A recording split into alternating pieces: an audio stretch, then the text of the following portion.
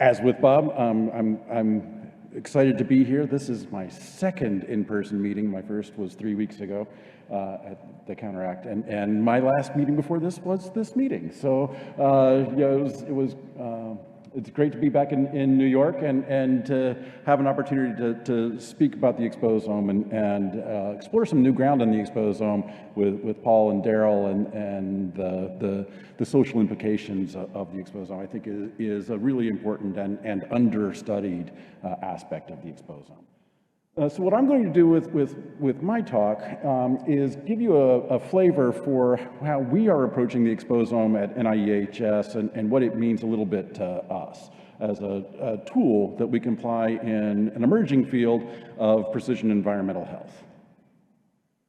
So we start with, why do we care about the exposome? And it's a realization that exposure is a very complex phenomena with very many layers of variation. So, from the things that we are exposed to, the physical, chemical, the psychosocial aspects of the environment, where the exposures are coming from, where we encounter the exposures, when we encounter the exposures, and how they interact with our body. And traditionally, we have taken an approach of controlling for variation so that we can look at a single or a small set of environmental variables in tandem.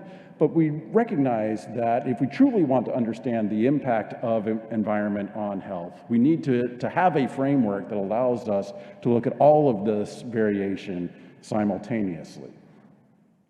So that sets up the idea of the exposome, and I frequently get asked, what is the NIEHS definition of the exposome, and how is the exposome different from traditional environmental health and what we do before, what we have done before, we like the Chris Wilde definition of the totality of everything you're exposed to from the time you're conceived to the time you die, but we recognize that that's not realistic. It's not practical to be able to measure everything always and everybody. So rather than measuring the totality, let's focus on measuring as much as you can, multiple stressors simultaneously. The idea of multi-scale integration and looking at how that dynamic aspect of how do exposures vary in time and space, and how do we integrate biological response with the exposure and use biological response as an indicator of what we have been exposed to. And then finally, the idea of the exposome as a parallel to the other omes is really a tool for discovery. You have a broadly stated hypothesis that there's something in the environment that is influencing the health, but you're not making a preformed guess as what that is. You're letting the data tell you what in the environment is influencing health. So, the life course of an ohm, they all seem to show this kind of exponential growth of productivity. And we've gotten to the point with exposome that we're getting about 200 to 300 publications a year, which is starting to build a critical mass. And these inflection points have happened with very clear government-driven efforts to solicit research and focus in the exposome. A couple things to note about the exposome literature is number one, most of the articles that use the word exposome aren't actually about the exposome. They're people using a buzzword to try to build some excitement for their research. Most of the articles that actually are about the exposome are really commentaries and review articles. They're thought pieces on this is the way we should conceptualize the exposome, or this is the way we should think about implementing the exposome. And most of the research articles that have been published to date on the exposome are really about developing the capability to measure the exposome. So there have only been a handful of what I consider to be meaningful demonstrations of the power of the exposome. And that's where we want to start to see a shift in people applying the exposome in their research rather than thinking about it and publishing more articles about it. So this is part of a long developmental process that we've been working on at NIEHS for really the last 2 decades. So from before the exposome concept was published.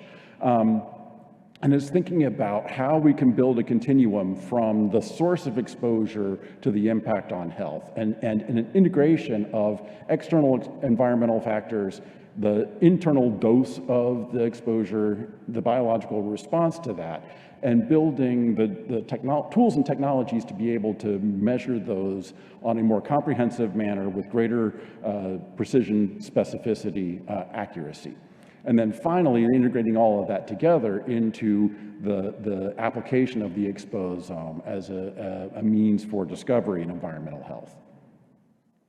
So we've been focusing a lot of our effort recently really on the external environment and thinking about how can we measure environmental factors in large-scale populations. So things like the All of Us research program or the International 100K cohort consortium. And so we're thinking about ways that we can integrate tools like satellite imagery of particulate aerosol optical depth with more granular ambient and mobile platform monitoring that gives you a higher resolution of variation in time and space with a little bit less error in that, with very intense personal monitoring with wearable technologies that gives you, highly personal data, but at a significantly higher cost per individual to generate that. So thinking about how we can integrate this data across scales for the external environment, hopefully without massive cost to the cohort. And of course, we also have, as Bob alluded to, the HERE program, which is an infrastructure program that we established really as CHEER almost 10 years ago to provide high-end, highly controlled capabilities in measuring the exposome, both in biological samples and environmental samples, and linking the untargeted analysis with targeted analysis, the more traditional CDC NHANES approach to measuring exposures in panels. And of course, along with that, we also have the data center, a data repository that makes that data available to the public for secondary use. And really the ability to synthesize and harmonize those studies together so that you can begin to ask the question of how do multiple classes of exposures influence a single health endpoint, or how does a single exposure influence multiple endpoints? And as this becomes a larger repository filled with greater numbers of samples and data, we could begin to ask a really meta question of how do multiple exposures influence multiple health outcomes at a massive scale.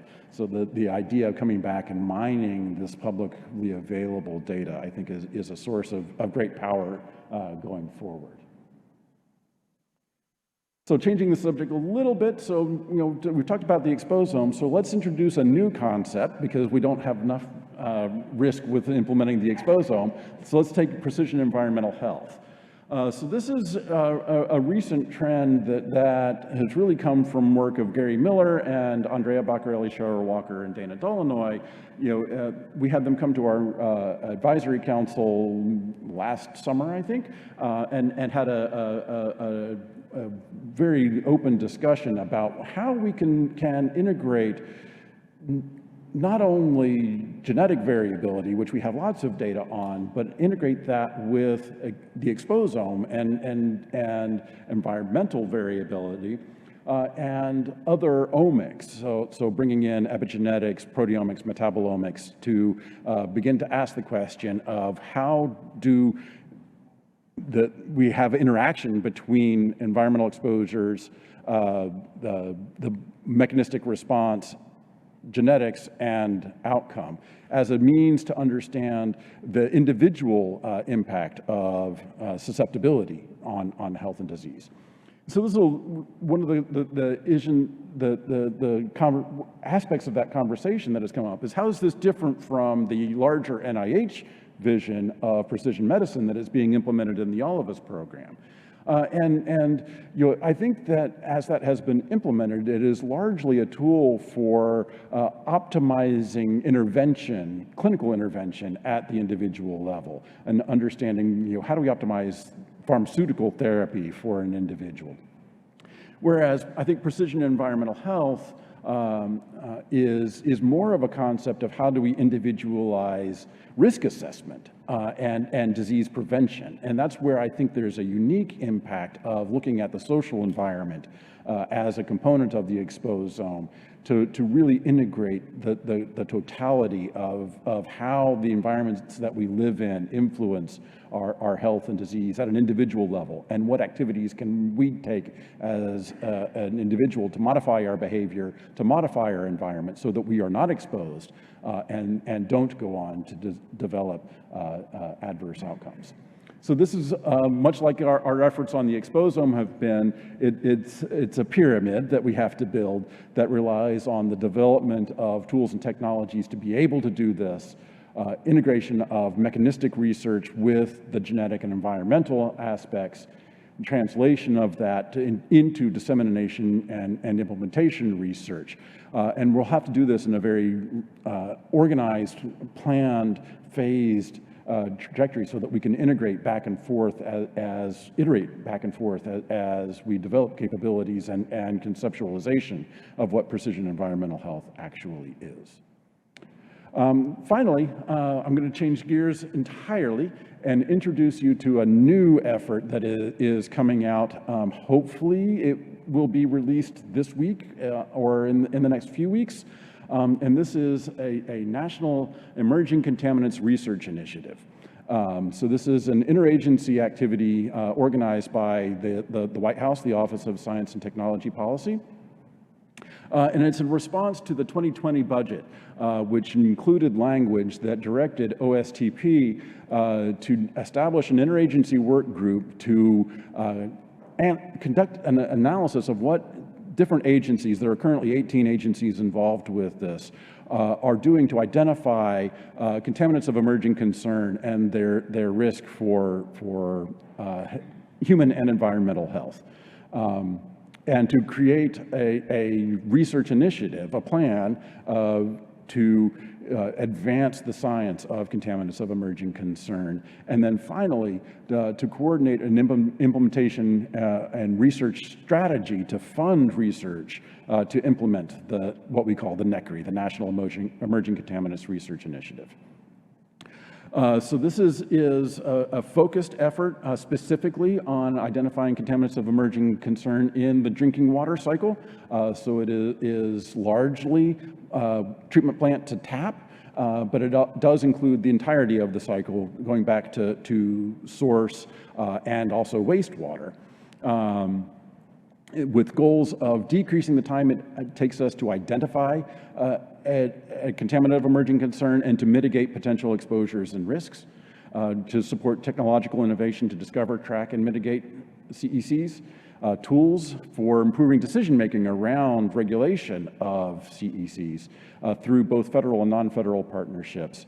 And importantly, I think, and this comes back to that theme of the social implications of the exposome, really embedding into the research initiative an effort to foster transparency, communication, and to build public trust around contaminants of emerging concern. So watch the press. I'm sure when this is released, it will generate a large amount of media coverage, and there will be significant work, not just at NIH, NIEHS, but across the federal government in the coming years to implement the NECRI strategy.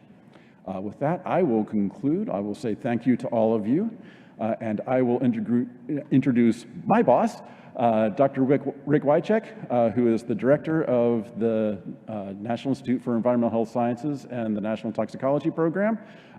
He's been our director for about 2.5 years now, I think, and is doing a great job. I think that he has really done a lot uniquely to integrate environmental health into the larger research scope of the National Institutes of Health and build partnerships between NIEHS and our sister institutes at NIH.